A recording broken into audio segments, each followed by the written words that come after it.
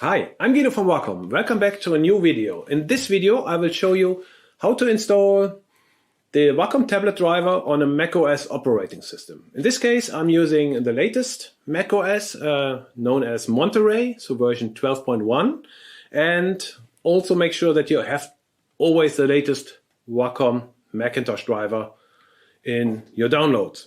So to do this, go to support.wacom.com, go to drivers and downloads, and making sure that you download the latest version of the driver. Just scroll down, and here you can see always the latest Macintosh and Windows driver. To the left, you see the Macintosh driver. Just click on download here and confirm the download, and then it goes directly to your Macintosh download folder. So after the download, I can close the web browser, go to my download folder in the Finder here, and just start the installation process by double-clicking on the installer. Then there's the Wacom icon with install Wacom tablet. Double-click here again, and now the main installer will pop up, and now I simply click through a couple of slides saying the introduction, the license agreement. I confirm this with agree, and also the installation type is also pretty straightforward. Just click on install to start the process. Here we got the first window where the macOS is asking for the credentials, so I enter my password in here as well. Click on install software, and after a few more seconds the driver installation will complete. And here's what's basically new from earlier operating system, but also from Windows operating system. On macOS latest version, you have advanced security settings. And here we have to take some manual actions to make sure that the tablet is running as we want to.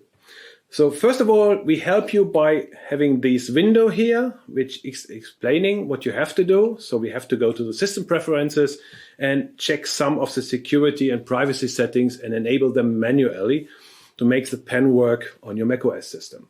I leave that window open here, but you also can see that the macOS is coming up with two operating system related messages saying accessibility events. And here it is asking you to give some credentials to two parts of the Wacom driver, which we have to enable manually. So basically, this is the first window. Let me close the installer window here before we do this. I read what's saying in here. So what it's basically saying is open system preferences, go to security and privacy, and to the privacy tab, and then scroll to accessibility in the list and unlock your settings. And this we will do now together. So now I'm switching to that window here. So it says Wacom IO Manager would like to control this computer using accessibility features. Don't worry, this is nothing where you should worry about. This is just to allow the Wacom pen to control the mouse cursor, basically. So let's go there and do it together. It is important here that you don't click on deny. Please click on open system preferences. And then you will see that we are in the security and privacy tab on the operating system security settings. And then you see a grayed out area on the right. What we have to do first is we have to unlock these settings by clicking on the lock to make changes. Again, we are going into the credentials phase where I enter my password and username and unlock the settings. And now comes the important part here. Now you can see the com.wacom.io manager as part of the list here, and you see a checkbox left of this entry. And please go there with the cursor and click and tick the checkbox to enable the Wacom IO manager. And then you can simply close that one, and then a second tab comes up. It's saying Wacom tablet driver would like to receive keystrokes on any application.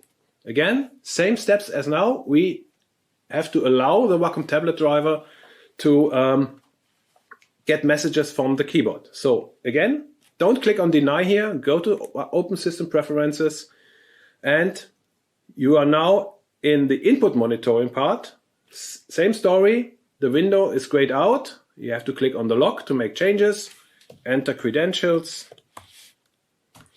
and making sure that you check the checkbox mark here, and then you get another message from the operating system that the Wacom tablet driver will not be able to monitor input from your keyboard until it's quit.